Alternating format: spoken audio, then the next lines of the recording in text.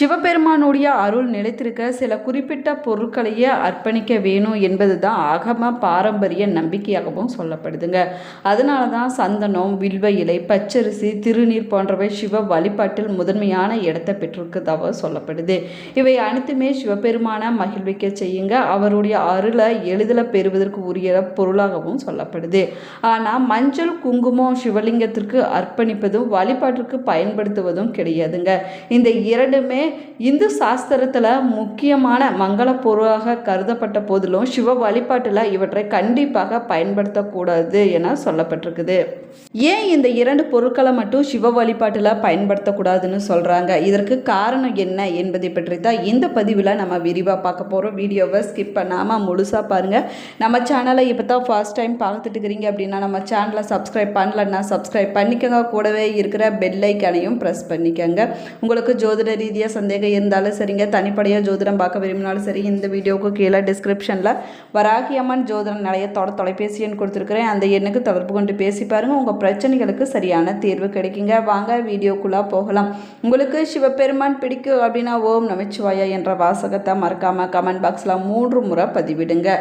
அழகு, சுபம், திருமண பாக்கியம் என பெண்கள் சக்தியை குறிக்கக்கூடிய அடையாளமாக குங்குமமானது சொல்லப்படுதுங்க. அதனால தான் திருமணமான பெண்கள் குங்குமம் பூசுவது வழக்கமாகும். ஆனால் சிவபெருமான் உலக இன்பங்களிலிருந்து முற்றிலும் விலகிய மகா துறவி என்று சைனவ சித்தார்த்தம் சொல்லியிருக்குதுங்க. அழகு, ஆடம்பரம், புலன் இன்பங்கள் போன்ற அனைத்தையுமே துறந்தவர் சிவபெருமான் ஆவார். இதன் காரணமாகவே சுப சின்னமாக சொல்லக்கூடிய குங்குமம் சிவ வழிபாட்டில் பயன்படுத்துவது கிடையாதுங்க. மேலுமே குங்குமம் மஞ்சளில் இருந்து தயாரிக்கப்படுது. மஞ்சள் உடல் அழகு, மங்களம், இல்லற வாழ்வுடன் தொடர்புடையதாக சொல்லப்படுவதனால அதையும் சிவ வழிபாட்டில் தவிர்ப்பது வழக்கமாகுங்க. மேலுமே திருநீர் சிவபெருமானுடைய அடையாளமாகும். திருஞான சம்பந்தர் பாடிய மந்திரமாவது நீரு என்ற வாக்கியமே திருநீற்றின் மகிமையை உணர்த்துகுதுங்க. பசுவினுடைய சாணம், பசு நெய் மூலிகைகள் கொண்டு மிகுந்த தவமும் சுத்தமும் கொண்டு அரிதாக தயாரிக்கக்கூடியது தான் தூய விபூதி, அதாவது திருநீர் ஆகுங்க. அழகு கலைங்க அகந்தையை அழிக்க, நிலையாமையை உணர்த்த திருநீர் நெற்றியில் பூசப்படுது. அதனால தான் அவரவர் வசதிக்கு ஏற்றபடி எளிமையோடு இயல்பான மனநிலையில் திருநீர் அணிந்து சிவபெருமான வழிபடுவதனால உயர்ந்த வழிபாடாக சொல்லப்படுதுங்க. சிவபெருமான் எங்குமே நிறைந்திருக்கக்கூடிய பரம்பொருளாவார். அவர் அக்னி வடிவமாகவும் சொல்லப்படுறாருங்க. அதனால தான் குளிர்ச்சியை தரக்கூடியவராக, இதம் தரக்கூடிய பொருட்களை மட்டுமே சிவபெருமானுக்கு படைக்க வேணும் அப்படின்னும் சொல்லப்பட்டிருக்குது.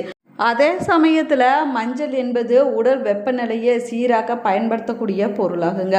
குங்குமம் உடலில் இருக்கக்கூடிய ஆற்றலை அதிகரிக்க செய்யக்கூடிய பொருளாகும். இதனால தான் இந்த இரண்டையுமே சிவபெருமான் வழிபாட்டில் தவிர்க்க வேண்டிய பொருட்களாக சொல்லப்பட்டிருக்குதுங்க. சிவ வழிபாட்டில் குங்குமம் தவிர்க்கப்பட்டாலும் கூட அன்னை பார்வதிக்கு குங்குமம் ரொம்பவே முக்கியமானதாக சொல்லப்படுது.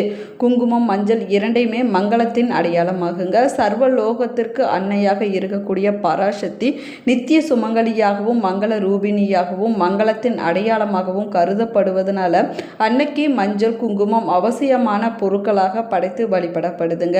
அன்னை பார்வதிக்கு இந்த மங்கள பொருட்களை படைத்து வழிபடுவதனால நம்முடைய வாழ்க்கையும் மங்களகரமாக அமையுங்க. அன்னையுடைய அருளும் நமக்கு பரிபூர்ணமாக கிடைக்கும் அப்படின்னும் சொல்லப்படுதுங்க. அன்னைக்கு குங்குமம் வைத்து சிவபெருமானுக்கு திருநீர், சந்தனம் அளிப்பதனால இருவருடைய அருளையும் முழுமையாக பெற முடியும் அப்படின்னு நம்பிக்கையாக சொல்லப்படுதுங்க. சிவபெருமானுடைய அருளை பெறுவது அவ்வளவு எளிமையான காரியம் இல்லை அப்படிங்கிறது எல்லோருமே நினைக்கிறாங்க. ஆனால் மன உறுதியோடு வரக்கூடிய தடைகளை தாண்டி விடாப்பிடியாக முறையாக வழிபாடு செஞ்சுட்டு வந்தோம்னா சிவபெருமானுடைய அருளை பரிபூர்ணமாக பெற முடியுங்க. அவன் அருளாலே அவன்தாள் பணிந்து என்ற ஆன்றோருடைய வாக்குக்கு ஏற்ப சிவன் வணங்குவதற்கு முதல்ல சிவனுடைய அருள் இருக்க வேணுங்க. சிவனிடம் அனுமதி பெற்று அவரை வணங்க தொடங்குவது ரொம்பவே சிறப்பானதாகுங்க. சிவபெருமான முறையாக வழிபடுவதனால நம்முடைய கர்ம வினைகள் அனைத்துமே விலகிவிடுங்க. தீய கர்மாக்களிலிருந்து விடுபட சிவபெருமான் வழிபடுவதே ஒரே வழியாகுங்க. சிவபெருமானா ஒரு சில குறிப்பிட்ட முறையில் வழிபட்டோம்னா அவருடைய அருளை எளிமையான முறையில் நம்மளால் பெற முடியுங்க.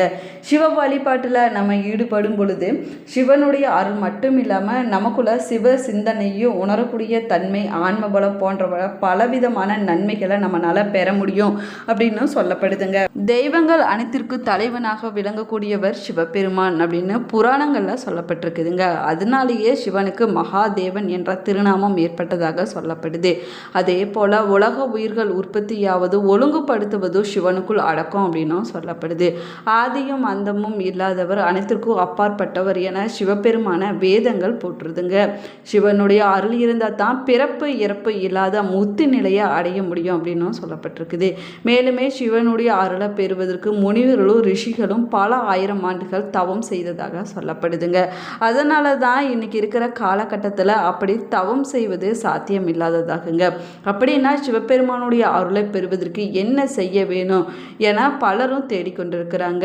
ஆனால் சில எளிமையான விஷயங்களை நம்ம தொடர்ந்து செஞ்சுட்டு வந்தாலே போதுங்க, சிவபெருமானுடைய அருளை எளிமையான முறையில் பெற்றுவிடலாங்க. சிவபெருமானை நம்ம முழு மனதோடு வழிபடுவதும் முழுமையாக சரணாகதி அடைவதுமே சிவபெருமானுடைய அருளை பெறுவதற்கு மிகச்சிறந்த வழியாகுங்க. சிவபெருமானுடைய மந்திரங்களை, அதுலேயும் குறிப்பாக பஞ்சராஷ்டிர மந்திரமான ஓம் நமச்சிவாய என்ற மந்திரத்தை நம்ம தினமும் உச்சரித்துட்டு வந்தோம் அப்படின்னா சிவபெருமானுடைய அருளை பரிபூர்ணமாக பெற முடியுங்க. சிவபெருமானுடைய திருநாமங்களை மீண்டும் மீண்டும் நம்ம உச்சரிப்பதனால சிவ குணங்கள் நமக்குள்ள வர தொடங்கிவிடுங்க. சிவ சிந்தனை ஆனது நமக்கு ஏற்படும் அப்படின்னும் சொல்லப்படுது. அது மட்டும் இல்லாமல் சிவத்தை உணரக்கூடிய ஆற்றல் கிடைக்கும் போது சிவனுடைய அருளும் நமக்கு முழுமையாக கிடைக்குங்க. சிவ வழிபாடு நம்ம செய்வதும் சிவனுடைய லிங்க ரூபத்திற்கு தொடர்ந்து நம்ம பூஜை செய்துட்டு வருவதும் ஆன்ம பலத்தை அதிகரிக்க செய்யுங்க. லிங்கத்துக்கு பால், தயிர், தேன், தண்ணீர், சந்தனம் போன்றவற்றால் அபிஷேகம் செய்து வழிபட வேணுங்க. அதற்கு பிறகு பூக்கள் படைத்து பூஜைகள் செய்தும் சிவபெருமானுடைய மனதை நம்ம குளிர செய்ய வேணுங்க. சிவலிங்கம் என்பது சிவபெருமானுடைய அருவுருவமாக சொல்லப்படுது.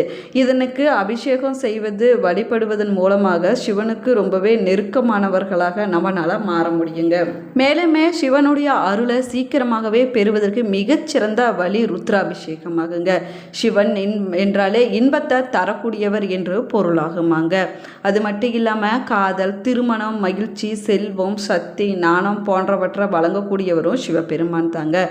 அதே போல் எளிதில் மனம் மகிழ்ச்சி அடைந்து பக்தர்களுக்கு அருள் செய்து அவர்களுக்கு வேண்டிய வரங்களை தரக்கூடியவரும் சிவபெருமான் தாங்க. ருத்ராபிஷேகம் சிவனை மகிழ்விக்க செய்யக்கூடிய மிக முக்கியமான பூஜையாக சொல்லப்பட்டிருக்குது.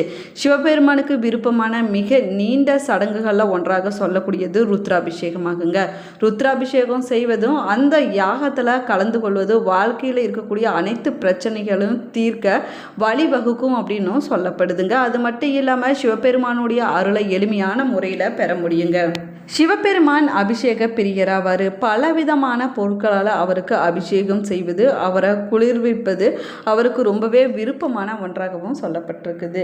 அதே போல் பால், தேன், மஞ்சள், சுத்தமான தண்ணீர் கொண்டு அபிஷேகம் செய்வதும் வில்வத்தால் அர்ச்சனை செய்வதும் சிவனுடைய அருளை நமக்கு பரிபூர்ணமாக பெற்றுக் கொடுக்குங்க. அதே போல் கங்கை நீரால் சிவனுக்கு அபிஷேகம் செய்வது ரொம்பவே சிறப்பு வாய்ந்ததாக சொல்லப்படுது.